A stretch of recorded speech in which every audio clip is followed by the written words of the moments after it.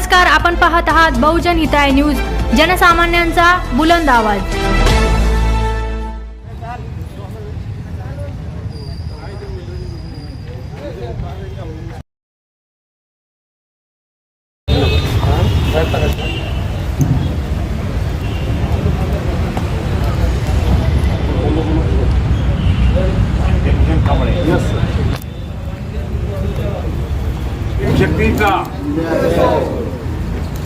खैरे साहब तुम संघर्ष करो, हम तुम्हारे साथ हैं। खैरे साहब तुम संघर्ष करो, हम तुम्हारे साथ हैं। महाविकास आघाडीचा, महाविकास आघाडीचा, डॉक्टर बाबासाहेब आंबेडकरांचा, डॉक्टर बाबासाहेब आंबेडकरांचा, छत्रपती शिवाजी महाराजांचा, रिपब्लिकन युवा मोर्चाचा, महाविकास आघाडी जिंदाबाद, खैरे साहब तुम आगे बढ़ो, हम तुम्हारे साथ हैं।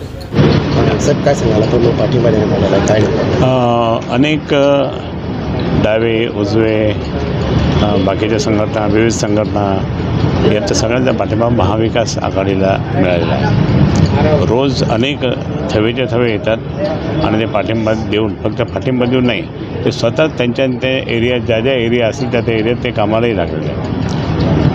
आणि म्हणून महाविकास आघाडी खूप मजबूत होते आणि ते मजबूतीचा फायदा त्या ठिकाणी निश्चितच सरकार बनण्यामध्ये सुद्धा होऊ शकतो।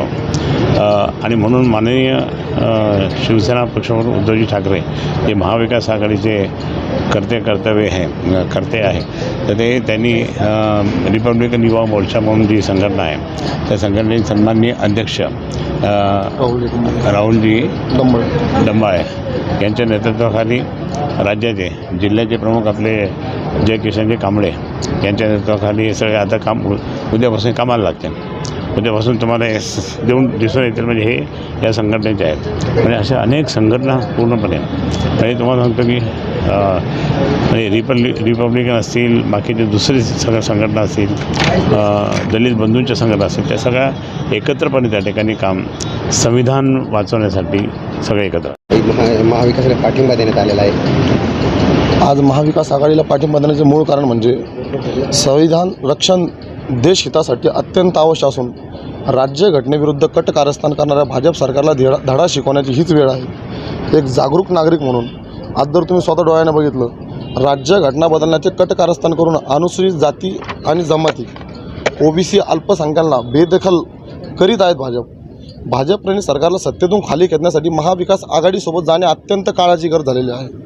म्हणजे मागासवर्गीयांच्या जागा 52% प्रमाणे न भरणे, तसेच पदोन्युक्ती आरक्षणाचा विषय असेल, दलित अन्याय अत्याचारासंदर्भातले विषय असेल, या सर्व विषयाकडे जर आपण जाणीवपूर्वक लक्ष देऊन बघितलं तर अत्यंत वाईट आणि क्रूर पद्धतीने या भाजप सरकार हिटलरशाही आणि हुकुमशाहीचा दबाव तंत्राचा वापर करत आहे। त्यानंतर जर बघितलं तर वारंवार भाजपच्या अनेक सांसदकडनं, अनेक आमदारांकडनं, अनेक ज्येष्ठ पुढाऱ्यांकडनं, नेत्यांकडनं भारतीय राज्यघटना जी पवित्र आहे ती राज्यघटना बदलण्याची भाषा करत आहे।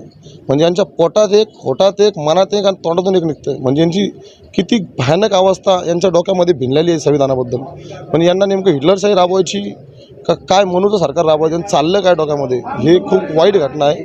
त्या अनुषंगामध्ये सध्या तरी औरंगाबाद संभाजीनगर जिल्ह्यामध्ये चंद्रकांत खैरे साहेबांना आम्ही पाठिंबा दिलेला आहे आणि सध्या स्थिती खूप वाईट आहे। आणि एक जागरिक नागरिक म्हणून संविधान रक्षणाच्या म्हणजे बचावासाठी संविधान बचाव परिषद आम्ही तात्काळ घेणारच आहोत। परिषद म्हणजे या इलेक्शनच्या अनुषंगानं एक जागरिक नागरिक म्हणून मी स्वतः सर्वांना विनंती करेल की खैरे साहेबांचा आम्ही आज जो काही पाठिंबा दिला, हा पाठिंबा दिलेला असून फक्त पाठिंबा देऊन न थांबता प्रत्येक खेडोपाडी तांड्या वस्त्यावर जाऊन मतदान कसं करून घेता येईल व मोठ्या लीडनी चंद्रकांत खैरे यांना पाठवून संसदमध्ये पुन्हा मागासवर्गीयांचा आवाज कसा उंच करता येईल यासाठी आमचा प्रयत्न राहील। पक्षाच्या वतीने काही वेगळ्या प्रचार यंत्रणा राबवणार? हो, 100% पक्षाच्या वतीने वेगळ्या प्रचार यंत्रणा राबवणार। ज्या काही प्रचार यंत्रणा काही वालडा वस्ती तांड्यात खेड्यापाड्यात जेवढं आम्हाला फिरता येईल त्या अनुषंगाने मी जिल्हाप्रमुख या नात्याने माझ्या पूर्ण जिल्ह्यामध्ये ताकदभर मोठ्या ताकदीने तालुका अध्यक्ष आहे, मोठी ताकद आहे।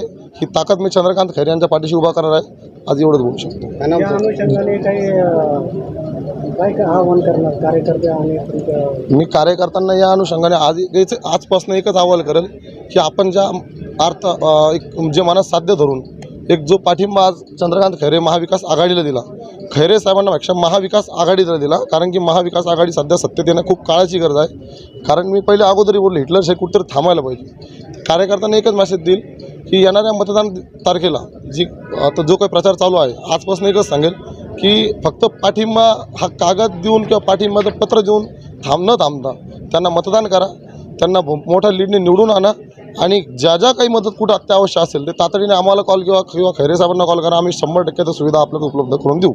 सध्या औरंगाबाद शहरात शिक्षण, बेरोजगार, मागासवर्गीयांचे अनेक प्रश्न आले आहेत. त्या प्रश्नाकडे लक्ष देण्यासाठी संसदमध्ये, लोकसभेमध्ये, पार्लमेंटमध्ये आपला माणूस, आपल्या हक्काचा माणूस, आपल्यातला माणूस, बाबासाहेबांच्या विचाराचा माणूस, शिवाजी महाराजांच्या विचाराचा माणूस जाणं गरजेचं आहे. हे आज आम्हाला एकंदरीत वाटतं. जयकिशन कांबळे, अध्यक्ष रिपब्लिकन युवा मोर्चा, संभाजीनगर.